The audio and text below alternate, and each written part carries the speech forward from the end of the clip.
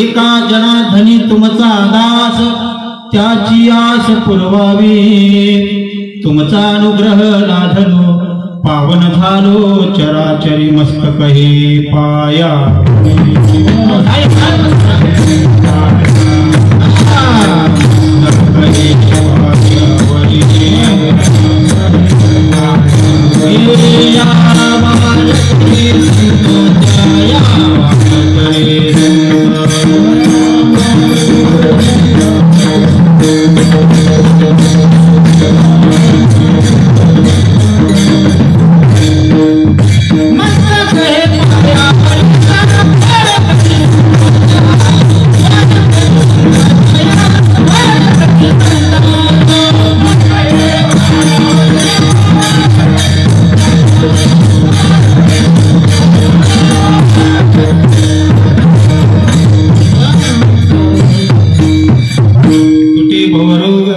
संचित क्रियामान भोग ऐसे विठोबाचे नाम उच्चारिता खंडे जन्म प्रस्तुत सेवेकर्ता निवडलेला अभंग महान वैष्णव जगद्गुरु संत तुकाराम महाराजांचा प्रतिवर्षाप्रमाणे याही वर्षी आपल्या अखंड हरिनाम सप्ताह गुरुचरित्र पारायण सोहळा वर्ष दुसरे आणि सप्त्यातील कीर्तन हे दुसरे आहे।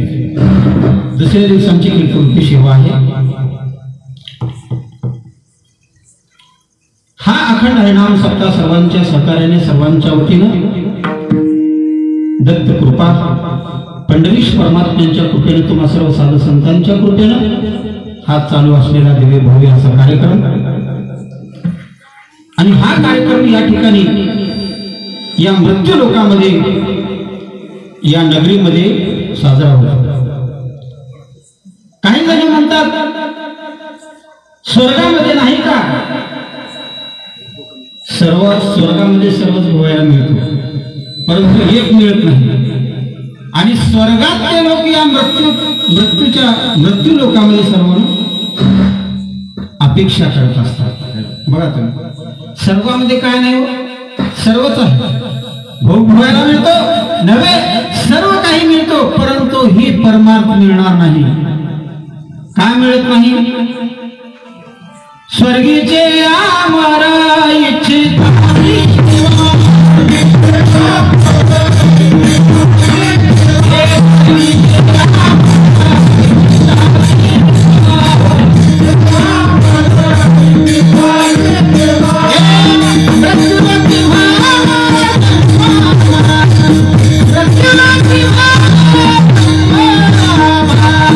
सांगत असताना स्वर्गीची अमर इच्छिताती देवा. थोडा आवाजाचा कमी जास्त करू नका, एकच ठेवा. चालू असलेला या ठिकाणी दिव्य भव्य असा जो अखंड हरिनाम सप्ताह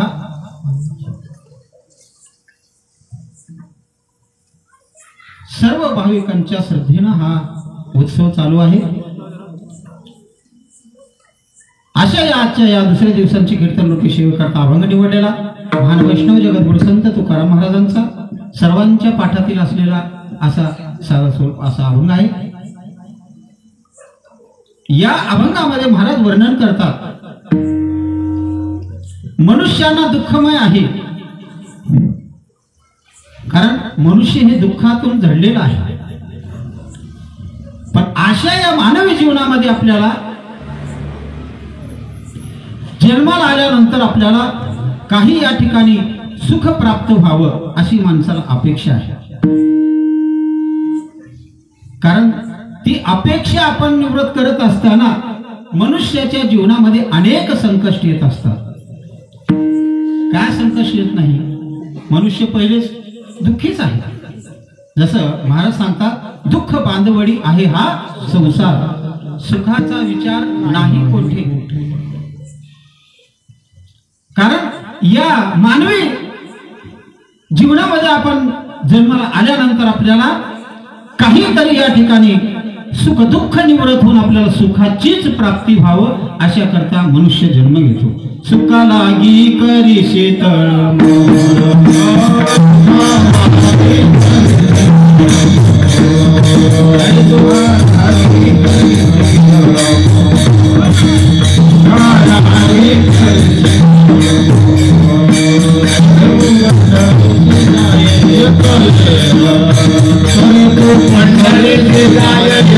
जीवनामध्ये रात्र दिवस मनुष्याला तळमळ आहे आणि सुख काही मिळत नाही. पण या मानवी जीवनामध्ये आल्यानंतर संत महात्मे हे सांगतात, अरे बाबा, तो तरी ज्या ठिकाणी मनुष्यांच्या अंतःकरणामध्ये व्यथा दडलेली आहे. पण महाराज सांगतात अभंगाद्वारे, तुटे भवरोग. भवरोग कशाला म्हणावं? भवरोग ऐसा जाय तरी काय शुल्लके, काही शुल्लक राहणार नाही. भवरोग असलेला तो नष्ट होणार आहे. कशामुळं? भगवंताच्या भक्तीतून आपल्याला तो भवरोग असलेला निघून जाणार आहे. तुटे भवरोग संचित क्रियामान भोग. आता मनुष्य म्हणतो, अरे बाबा, माझ्या संचितामध्ये काय काय प्राप्त होणार आहे. अनेक तऱ्हेचे आपण खटाटोप केलेले आहेत. नाना साधनाच्या केल्या खटपटा. कारण काय? मनुष्याचे जीवन खटपटा करण्यामध्ये जीवन मनुष्याचं चाललेलं आहे, पण तरी त्याला सुख मिळत नाही. सुखाची बाजू वेगळी आहे.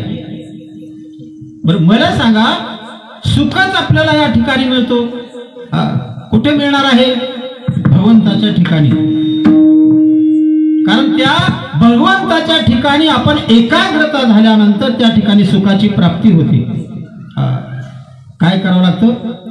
मन हे एकाग्रता करावं लागेल, तेव्हा तुम्हाला सुख हे प्राप्त होणार. ठाईच बैसुनी करा एक चित्त. आवडी अनंत अळवावा. तो परमात्मा आपण आवडीनं ज्या ठिकाणी केलो, पण आपण काय करतो, सवड असल्यानंतर आपण परमार्थामध्ये येतो. बरं मला सांगा, परमार्थ हा आवडीचा आहे का सवडीचा आहे, याचा विचार आपण करत नाही. बघूया परमार्थामध्ये आपल्याला संसारामध्ये सवड मिळाल्यानंतर काहीतरी भगवंताचं नामचिंतन करावं की मनुष्याचं जीवन, पण तसं परमार्थ मिळणार नाही.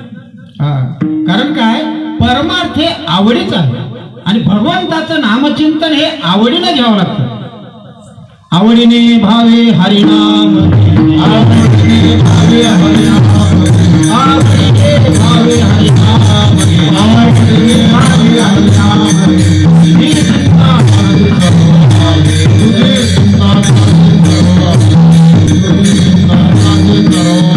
आवडीने भावे हरिनाम,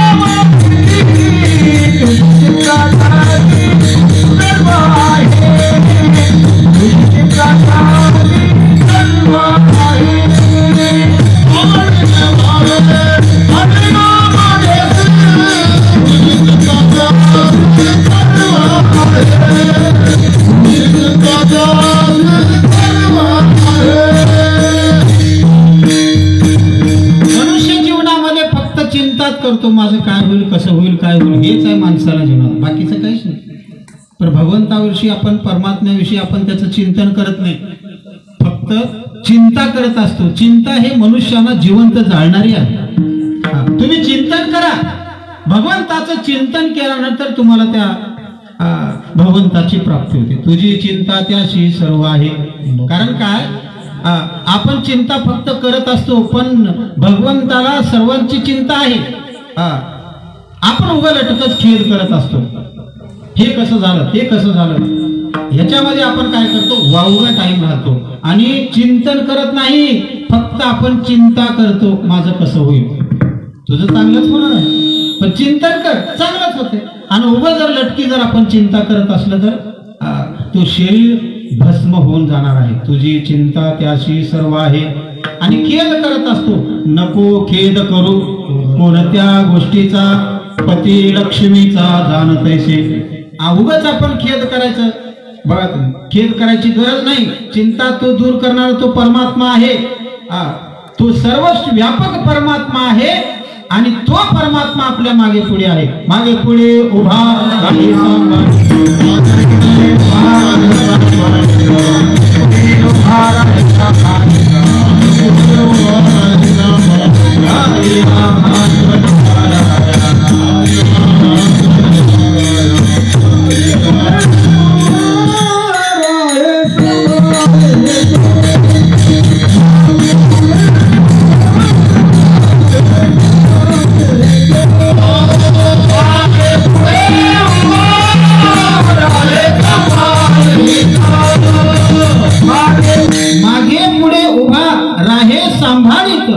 आली या आघात निवाराने. निवारण करणारा, चिंता हटवणारा, व्यथा दूर करणारा तो परमात्मा मागे पुढे आहे. भ्यायची गरजच नाही. आपण संसारामध्ये परमात्म्यामध्ये भेटतो, काहीच गरज नाही. तो परमात्मा मागे पुढे आहे, भ्यायची काय गरज आहे. मागे पुढे उभा आहे सांभाळीत, तो आघात दूर करणारा आहे. आपल्याला भ्यायची गरज नाही. म्हणून जगद्गुरु तुकाराम महाराज सांगतात, अरे बाबा, या जीवनामध्ये आल्यानंतर आपण तो एक रोग दुरुस्त करणार आहे. बघा, रोग हे अनेक आहे शरीरामध्ये. रोग किती, रोगाची व्यथा नाही, रोग भरपूर आहे. एक रोग नाही मनुष्याचा, मनुष्यच रोगामध्ये आहे. आणि मनुष्य हे दुःखमय आहे, कारण हे पंच ज्ञान इंद्रिय, पंच कर्म इंद्रिय, 25 तत्वापासून हा जो देह निर्माण केलेला आहे ना, दुःखातून आलेला आहे. मनुष्याने दुःखातून आल्यानंतर या ठिकाणी सुखाची वजा करावं आणि जीवनामध्ये सुख आणि दुःख हे जाणीव आपल्याला होत असते. म्हणून या ठिकाणी जगद्गुरु तुकाराम महाराज आपल्याला अभंगाद्वारे महाराज सांगतात, तुटे भवरोग. आता भवरोग आहेत, अनेक रोग आहेत. मला सांगा, जीवनामध्ये एखाद्याला जर रोग झाला, आता रोग 2 प्रकारचे रोग आहेत. दोन प्रकारचे म्हणल्यानंतर कोणते कोणते रोग आहेत? एक शारीरिक रोग आहे आणि दुसरा रोग मानसिक. बरं मला सांगा, तुम्ही दुःखामध्ये पिडलेलं आहे पण शारीरिक रोगातून आहात का मानसिक रोगातून? शारीरिक रोग कमी आहे, मानसिक रोग जास्त आहे. प्रत्येकाला चिंता आहे. बघा तुम्ही, चिंतेतून तो जडलेला आहे ना, त्याला मानसिक रोग आहे. मला सांगा बरं, हे जर रोग दोन्ही रोग काढून टाकायचे, कुणाकडे जावं? शरीराचा रोग काढण्याकरता डॉक्टर आहे. एखादी आपण डॉक्टरकडे गेल्यानंतर शरीरातला रोग तो काढतो, पण मानसिक रोग काढता येत नाही. असा तो मानसिक रोग आहे आणि तो संतांच्याच पदस्पर्शातून रोग जाणार आहे. विठ्ठल विठ्ठल.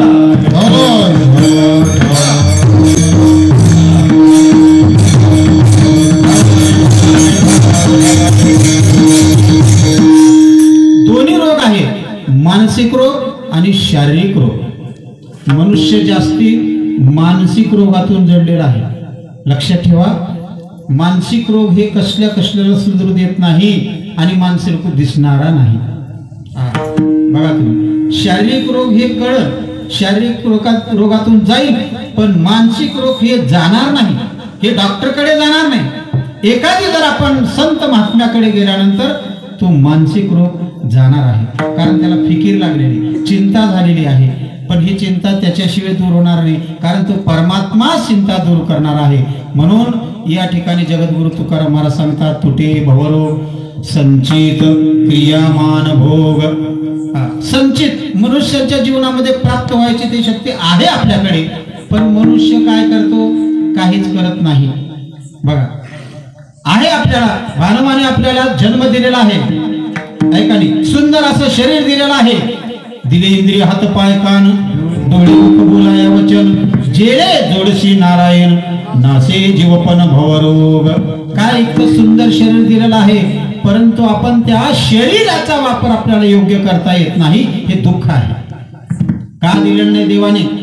एखादी जर तुम्ही जर एका पायाची किंमत, जर पाय तुटल्यानंतर बघा तुम्ही, त्या पायाची किंमत तुम्ही करू शकत नाही.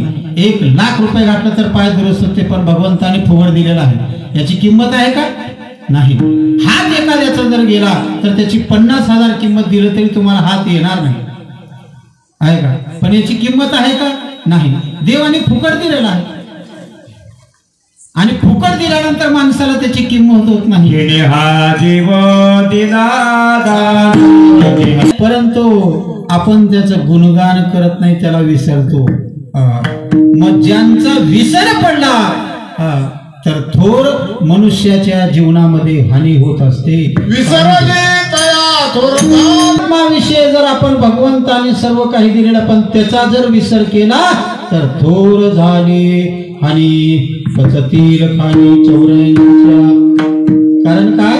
असा हा आपल्याला सुंदर असा मानव देह दिलेला आहे, पण या मानव देहाचा जर आपण सदुपयोग केल्यानंतर जीवनामध्ये तुम्हाला सुख देणार आहे. आणि या ठिकाणी मानव देहाचा जर तुम्ही दुरुपयोग केल्यानंतर आपल्याला दुःखातून दुःखमय होणार आहे. म्हणून या ठिकाणी महाराज सांगतात, अरे बाबा, की अशा प्रमाणे ज्या भगवंताने आपल्याला दिलेला आहे ना, त्याची योग्य तुम्ही किंमत करा. पण आता देवाने कशा करता दिलेला आहे? भजना करता दिलेला आहे ना.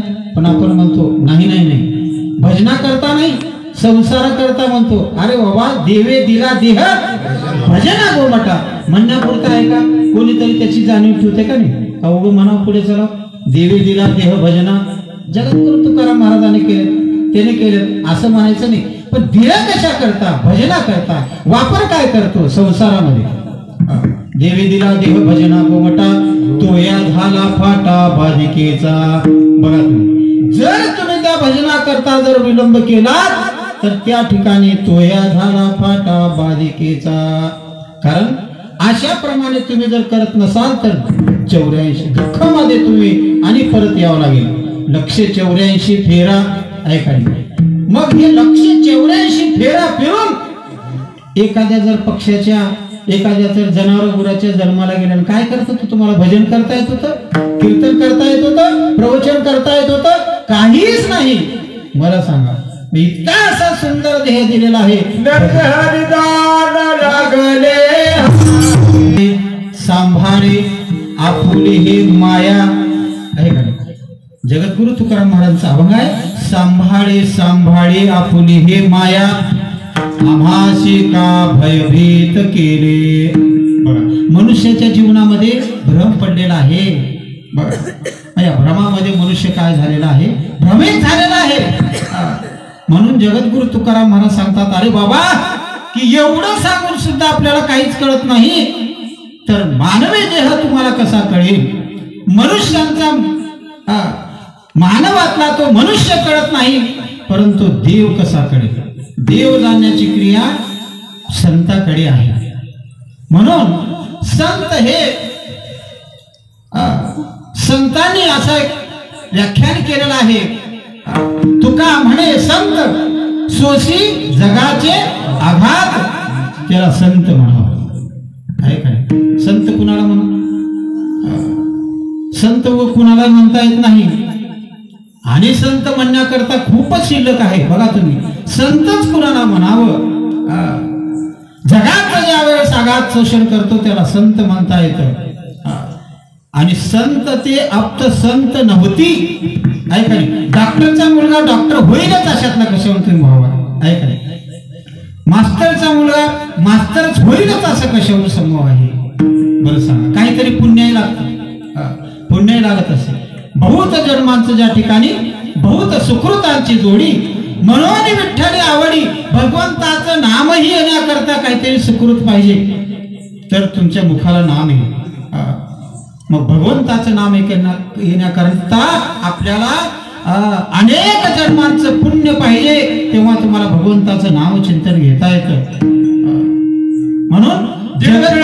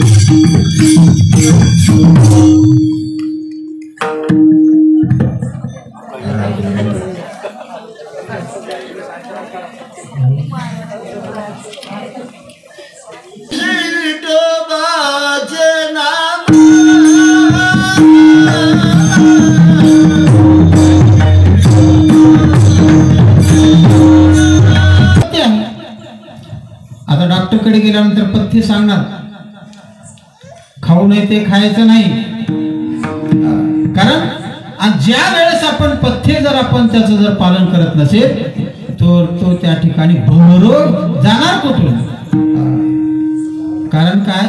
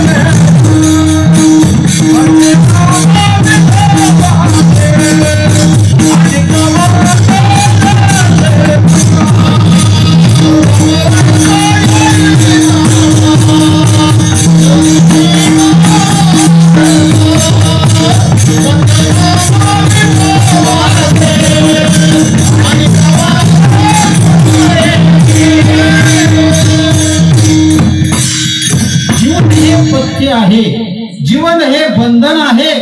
जीवनामध्ये सर्व गोष्टीचं ज्या ठिकाणी बंधन नाही ते जीवन सुखमय होईल. पथ्य हे जीवनामध्ये आहे.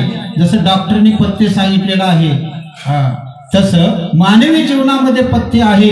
परंतु अनेक वाचे न सेवी.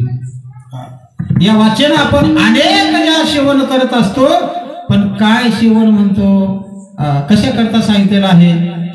म्हणून माणसं जे सांगितल्यानंतर आपण ऐकतच नाही. पथ्य जरी सांगितला ऐकत नाही.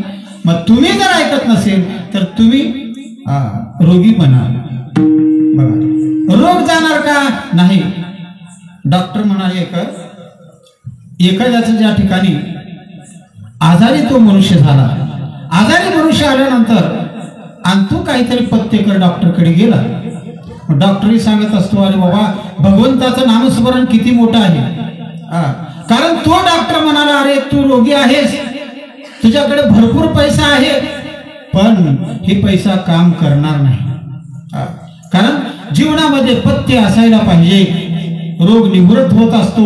कारण पैसा हे काम करणार नाही.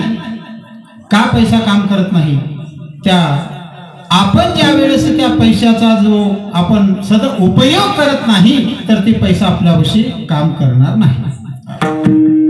पैशाचा जर आपण चांगल्या पैशाचा जर दुरुपयोग केल्यानंतर हे शरीर खराब होतं. बघा, आधीच हे शरीर काय आहे, शरीर रोगी आहे, रोगाचं भांडार आहे. नाही अपवित्र हे शरीर, कारण पवित्र हे कशावरून झालेलं आहे? भगवंताच्या नामचिंतनातून. हे नामरूपी जे साबण आहे ना, पवित्र तो देह वाणी पुण्यवंत.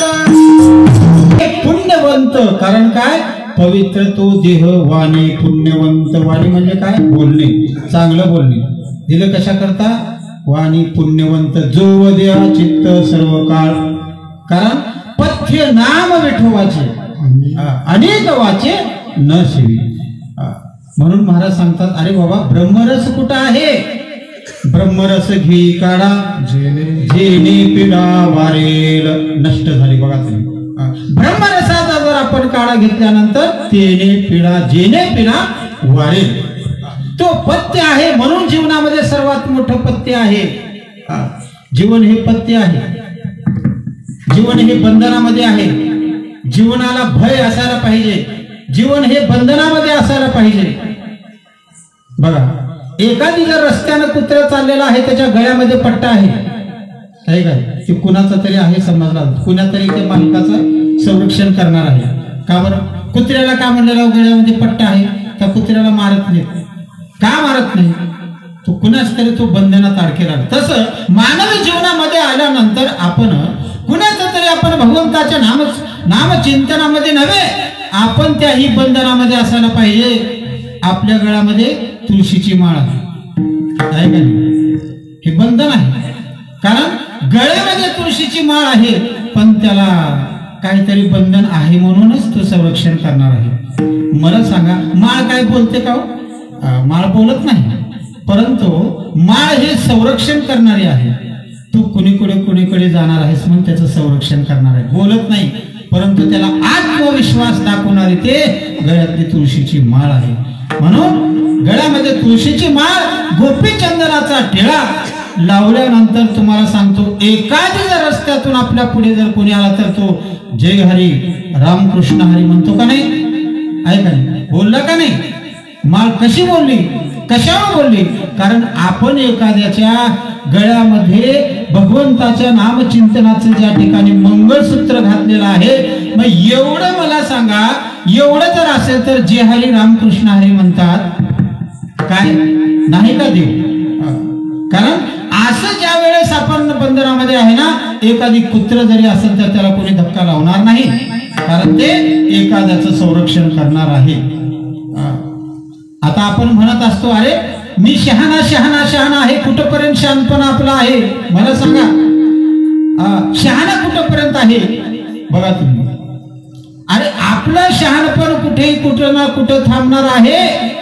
एखादी मनुष्य म्हणाला, मला सर्वच काही येतं, पण शहाणा तो मिरवत असताना मला सांगा, एखादी रस्त्यानं कुत्रा आहे आणि तो गाडी चाललेली आहे, त्या गाडीमध्ये माल भरलेला आहे आणि गाडीमध्ये तो मालक बसलेला आहे, कासरा त्याच्या हातामध्ये आहे आणि त्याचं कुत्र गाडीच्या खालून चाललेलं होतं. रस्त्याने चालली गाडी. चालल्यानंतर त्या कुत्र्याला वाटला, अरे ही गाडी माझ्यामुळे चाललेली आहे आणि तुझी गाडी चालवणारा तू आहे. चाले हे शरीर कोणाचे असत्य, कोण बोलवे ते खाली म्हणून देखवे ऐकवे एक नारायण, तयाचे भजन चुक नको. कारण काय? शरीराची गाडी चालवणारा तो परमात्मा आहे. परंतु अरे बाबा, तू ज्या गाडी खालून चाललेला आहेस, मग त्या कुत्र्याला काय वाटतंय? माझ्यामुळं गाडी चाललेली आहे. कारण काय? त्याला अभिमान आला, माझ्यामुळे गाडी चाललेली आहे आणि मालक वरी बसलेला आहे. मालकाने विचार केला, अरे गाडी कुणामुळे चाललेला आहे? मालक तर वर आहे आणि मालकाच्या हातात कासरा आहे. कारण गाडी चाललेला आहे, परंतु गाडीमुळे त्याचं संरक्षण होणार आहे का नाही? त्याच्या सावलीमध्ये तो कुत्र चाललेला आहे. पुढे गाडी संरक्षण आहे का नाही? गाडीमुळं त्याच्या जीवाचं संरक्षण झालेलं आहे. पण तो काय म्हणतो? त्याला अभिमान वाटला, माझ्यामुळे गाडी चाललेली आहे. मला सांगा, गाडीचे जर चाकाचे दोन जर खिळा गेल्यानंतर कुत्र राहील का? कुत्र्याचा चक्का चोर होतो, परंतु उगाच आपण त्या कुत्र्यासारखं माझ्यामुळे हे चाललेलं आहे म्हणतो. विठ्ठल विठ्ठल.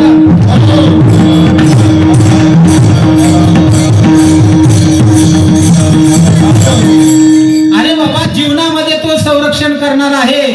म्हणून स्वाभिमान मनुष्यामध्ये असावं. चाले हे शरीर कोणाचे असत्य, तो चालवणारा तो परमात्मा आहे. कारण तो चराचरामध्ये भरलेला आहे. परमात्मा तो चराचरामध्ये आहे. विठ्ठल जाळी स्थळी शिवाय राहत नाही. मला सांगा, परमात्मा नाही कुठं? सर्वच ठिकाणी आहे. सर्वच ठिकाणी परमात्मा आहे. अग्नी तुम्हाला जर पाहायचा असेल तर डब्बीमध्ये अग्नी आहे का नाही? काळीची डब्बीत आहे का नाही? अग्नी आहे. मग मला सांगा, दिसत नाही. दिसते का? नाही, दिसत नाही. पण मला सांगा, दिसत नाही म्हणून नाही म्हणता येतं का? नाही. अग्नी आहे पण दिसत नाही. कशामुळं? ते काडी काय करावं लागतं? त्याला घर्षण करावं लागतं. त्याच्यावरती घर्षण केल्यानंतर अग्नीही प्रज्वलित होत असतं.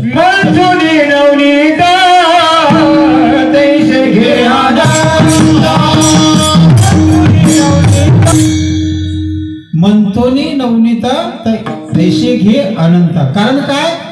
मंथन केल्याशिवाय आपल्याला लोणी निघत नाही. तसं परमात्मा स्वरूप ज्या ठिकाणी आहे ते गुप्त रूपातून आहे. पण काळीमध्ये डब्बीमध्ये अग्नी आहे, पण त्याला घर्षण केल्याशिवाय दीप प्रज्वलित होत नाही. तसं दुधामध्ये लोणी आहे पण सहज निघणार नाही, त्याला मेहनत करावं लागतं. तसं जोपर्यंत आपण त्याचं घर्षण करत नाही, तसं आता इथं लाईट आहे, मला सांगा वायरामध्ये तुम्हाला दिसतं का? पण त्याच्यात नाही म्हणता येत नाही, पण आहे. तसं परमात्मा आहे ना, तो आहे. पण कशामुळे? आणि तो परमात्म्याचं चिंतन केल्याशिवाय चिंतने तद्रूपता. कारण त्याचं चिंतन केल्याशिवाय आपल्याला प्रगट होऊ शकत नाही. तसं अग्नीमध्ये अग्नी आहे पण त्याला घर्षण केल्याशिवाय आपल्याला अग्नी प्रज्वलित होत नाही. तसं दुधामध्ये तूप आहे, लोणी आहे, पण त्याचं मंथन केल्याशिवाय आपल्याला दिसत नाही. एवढा फरक आहे. म्हणून मंथोनी नवनीता तैसे घ्यानंता वाया व्यर्थ कथा सांडी मार्ग आहे काय. त्याच्यामुळे जगद्गुरु तुकाराम महाराज सांगतात, अरे बाबा, असा जो आहे परमात्म्यानं दुःख आहे, परंतु मनुष्य काय करतो? दुःख आहे पण त्या दुःखाची आपण ज्या वजा करत नाही. सुख आणि दुःख पण मनुष्याला सहन होत नाही. मनुष्य काय करतो? एखादी मनुष्याकडे पैसा आला तर तो काय करतो? वांग मार्गाने खर्च करतो. आणि पैसा संपला मग मनुष्य काय करतो? दुःखामध्ये पडतो. मग मला सांगा, ज्या वेळेस भगवंताने तुम्हाला काय दिलेलं नाही आहे का? सर्व दिलेलं आहे ना, संपत्ती दिलेलं आहे, ऐश्वर दिलेलं आहे, पण आपण काय करतो? त्याचा दुरुपयोग करतो, त्याचा सदुपयोग करत नाही, म्हणून दुःखाला कारणीभूत होतो. म्हणून तुटे भवन संचित क्रियामान भोग ऐसे विठोबाचे नाम उच्चारिता खंडेराम. ऐसे विठोबाचे नाम. ऐसे म्हणल्यानंतर कैसे? उच्चारिता, हे भगवंताचं नाम तुम्ही विचार. खंडे जन्म. मग काय म्हणतात महाराज? अरे बाबा, मनुष्यांचे 3 ताप, त्रिविध ताप आहे. आध्यात्मिक, आदिभौतिक, आदिदैवी. कारण ताप आहे मनुष्य तापातून या ठिकाणी. म्हणून महाराज म्हणतात, त्रिविध तापाची झाली बोलवण देखील चरण वैष्णवांचे. मनुष्य ज्या ठिकाणी त्रिविध ताप मुक्त होतो, कशामुळं? ज्या वैष्णवांच्या संगतीमध्ये. वैष्णवा घरी सर्व काळ सदा झन झन टाळ. असा तो वैष्णव आहे ज्याचा अखंड भगवंताचं नाम चिंतन चाललेलं, तो वैष्णव. अशा वैष्णवांच्या संगतीतून त्रिविध तापाची निवृत्ती होत असते. त्रिविध ताप बघा, आध्यात्मिक, आदिभौतिक. माणसाला 3 ताप आहे. कारण आदिभौतिक आहे आणि आध्यात्मिक आहे. तर आध्यात्मिक ज्ञानातून मनुष्याला कारण जीवन मुक्त होता येते, पण आध्यात्मिक कळावं लागतं. अध्यात्म काय आहे? आता अध्यात्म थोडं कमीच होऊ लागेल बघा तुम्ही. कारण जास्तीत जास्त काय आहे तो बाह्य दृष्टीतून आपल्याला ते कळतच नाही. त्याला काय करावं लागतं? अंतर्दृष्टीतून आपण निरीक्षण करावं लागतं. अंतर्दृष्टी म्हणजे काय? आता कुणाला कळतच नाही अंतर्दृष्टी म्हणजे काय. आता तुम्ही या ठिकाणी बसलेला आहात तर तुम्ही काय आहे त्या अंतर्दृष्टीतून नव्हे आणि या ठिकाणी ब्रह्मस्वरूप झालेला आहे. कारण या भगवंताच्या सानिध्यामध्ये आल्यानंतर आपण मितुपन जाऊ दे दुरी एकची भोंगडी पांघरू हरे. कारण या ठिकाणी द्वैत निवृत्त झालेला आहे. कारण द्वैत भेद अभेद ज्या ठिकाणी गेला तो देव झाला. देव झाल्याशिवाय राहत नाही. अभेद गेल्यानंतर मनुष्यामध्ये संपलं. तसं भगवंताविषयी ज्या ठिकाणी त्रिविध ताप आहे ते त्रिविध ताप नष्ट होतात.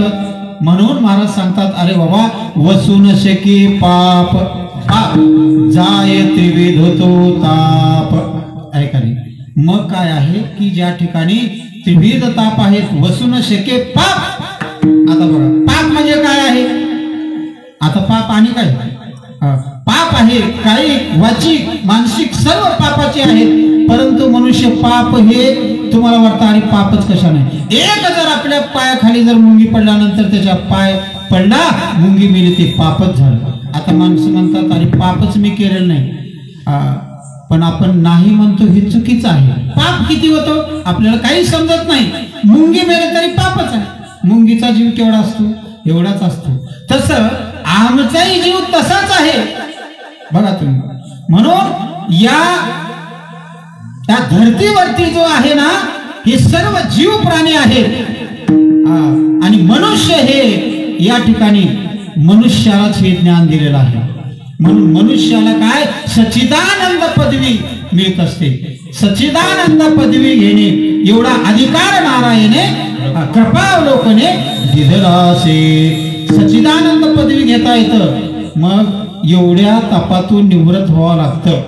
वसून शके पाप जाय त्रिविध तो ताप ऐसे विठोबाचे नाम उच्चारिता खंडे जन्म ज्ञानेश्वर. शेवटचं या ठिकाणी चरण आहे. थोडक्यामध्ये आपण त्यास एवढे घेऊन आपण शिवीला पूर्ण विराम द्यायचा आहे. कीर्तनाची वेळ संपलेली आहे. कारण अखंड हरिनाम सप्त्यामध्ये आपण वारकरी सांप्रदायिक प्रमाणे आपण वेळेवरती आपण कीर्तन प्रवचन असेल त्या निमित्ताने आपण वेळेवर करायचं आहे. म्हणून या ठिकाणी जगद्गुरु तुकाराम महाराज सांगतात की बाबा एक आहे पाप आहे. झालं थोडक्यामध्ये. कारण पाप आहे पण वसू न शके पाप जाय त्रिविध तो ताप.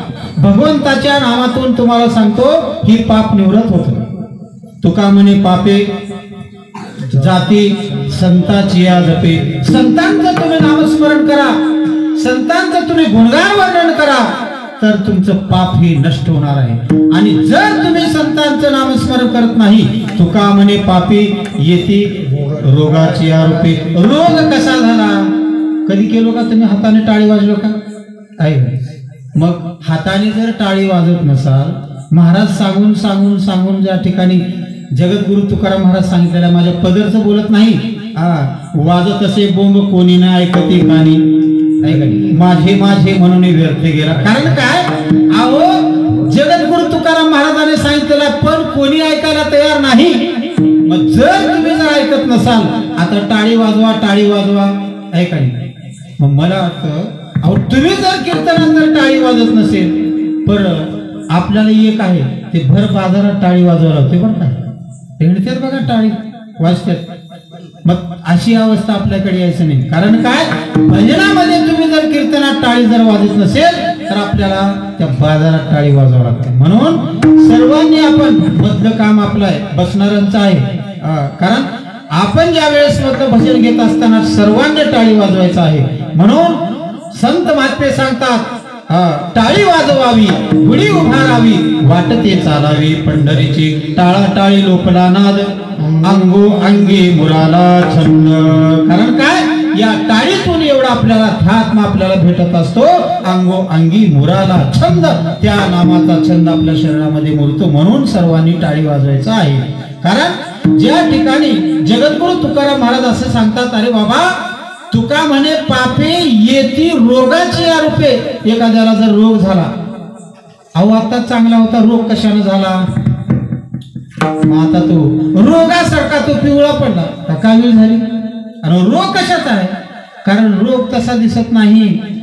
रोग असा आहे की ज्या वेळेस आपण ज्या ठिकाणी संत महात्मे सांगतात आणि त्या संतांसारखं आपण जर वागत नसेल तर ते रोग आपोआप येतो.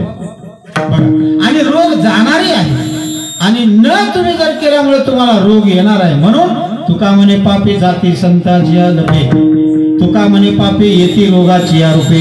दोन्ही बाजूने संतांनी सांगितलेलं. अरे बाबा, म्हणून याच्याकरता की जगद्गुरु तुकाराम महाराज सांगतात, अरे ज्या ठिकाणी आपण तुटे भवरोग संचित क्रियामान भोग ऐसे विठोबाचे नाम उच्चारिता खंडे जन्म वसुन सके पाप जायते विधतो ताप ऐसे विठोबाचे नाम उच्चारिता खंडे जन्म.